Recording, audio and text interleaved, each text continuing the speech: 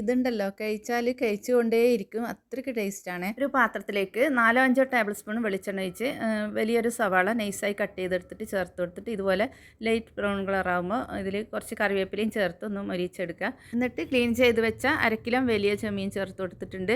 വലിയ ചെമ്മീനാണ് കേട്ടോ ടേസ്റ്റ് ഉണ്ടാകുക. ഇനി 2.5 ടേബിൾ സ്പൂൺ മല്ലിപ്പൊടിയും 1 ടേബിൾ സ്പൂൺ മുളക് പൊടിയും 1.5 ടീസ്പൂൺ മഞ്ഞൾപ്പൊടിയും ചേർത്ത് 1-2 മിനിറ്റ് ഇളക്കി കൊടുക്കാം. എന്നിട്ട് മീഡിയം സൈസിലുള്ള 2 തക്കാളിയും സവാളയും ഇതുപോലെ നീളത്തിൽ കട്ട് ചെയ്തെടുത്ത് ചേർത്ത് കൊടുത്തിട്ടുണ്ട്. പച്ചമുളകും ഇഞ്ചിയും വെളുത്തുള്ളിയും ക്രഷ് ചെയ്തെടുത്ത് ചേർത്ത് കൊടുക്കാം. എന്നിട്ട് ആവശ്യത്തിനുള്ള ഉപ്പും കുറച്ച് വെള്ളവും ചേർത്ത് ഒരു 5 മിനിറ്റ് വേവിച്ചെടുത്താൽ മതി. അരമുറി തേങ്ങയിലേക്ക് 1 ടീസ്പൂൺ വലിയ ജീരകം ചേർത്ത് ഒതുക്കിയതും 1 ടീസ്പൂൺ ഗരം മസാലയും ചേർത്ത് തിളച്ചതിന് ശേഷം കുഞ്ഞറൊട്ടി ഇതിലേക്ക് ചേർത്ത് കൊടുക്കാം.